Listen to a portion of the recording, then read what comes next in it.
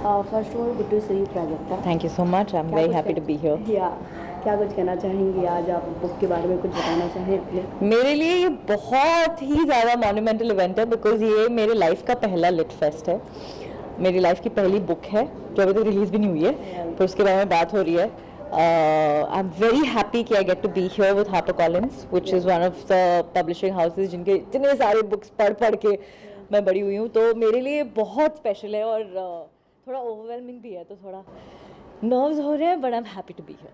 वाह, जैसे कि हमने आपकी एक्टिंग देखी है, but suddenly as a author बनने का डिसीजन कहाँ से आया? एक्चुअली राइटिंग हमेशा से करने में बड़ा मज़ा आता था।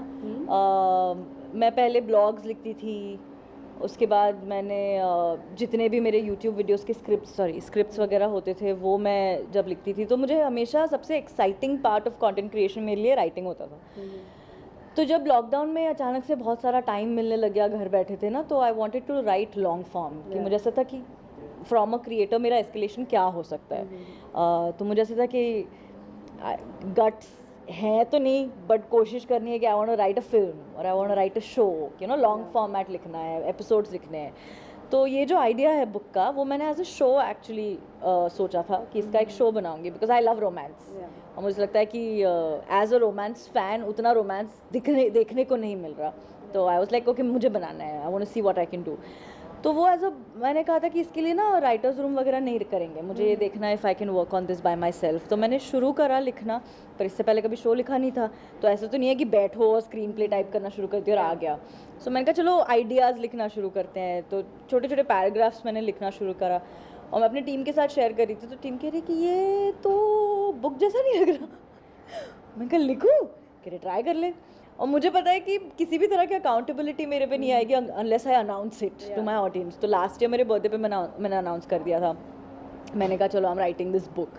उस टाइम पे तो कोई सीन भी नहीं था, I didn't even have a publisher on board and that's when Harper Collins reached out and I was like ये तो बड़ा सीरियस हो गया, अब तो ख़त्म करनी पड़ेगी। So I started writing it in April last year and I finished the first draft in April this year and तब से एडिट्स वेडिट्स पे काम चल रहे हैं। एंड मुझे ही कभी कभी नहीं लगता कि शुरू करी और ख़त्म भी हो गई। तो लेट्स सी, रोमांस फिक्शन। हाँ जी। तो उसमें से कुछ बताना चाहें किस तरीके की है कहानी? और था वो तो मुझे पता नहीं मैं कितना बता सकती हूँ, पर अवनिया नमन की स्टोरी है and it's set in Bombay. It's called too good to be true and it's in my head it's a very ordinary story. मुझे ये स्टोरीज़ बड़ी पसंद आती हैं जो बड़ी सिंपल रिलेटेबल होती हैं। तो मैंने अपनी बुक पढ़ ली होगी 60-70 बार कम से कम पिछले 1 साल में। तो जितनी बारी मैं पढ़ती हूँ ना, मुझे सबसे ज़्यादा अच्छा ये लगता है कि it's a very ordinary story बिल्कुल। और मेरे बस की भी है नहीं कि कुछ एक्स्ट्रॉर्डनरी लिखा जाए या कुछ ऐसा लिखा जाए जो मतलब वाह क्या सोचा है कवि ने, ऐसा तो होगा ही नहीं। तो I like that it's a very simple very ordinary story about these 2 beautiful people in Bombay. And बाकी तो अभी चलो बताते बताते फिर बहुत ही ज़्यादा बता दूंगी, तो इतना। How you ended up at Litfest and with your book and what we can expect in the session? In the session again talk about the book. मेरी book actually pre-order पे जा रही है। ये कब रिलीज़ होगा? आज ही रिलीज़ होगा शाम को ना, मतलब सेशन के बाद ना।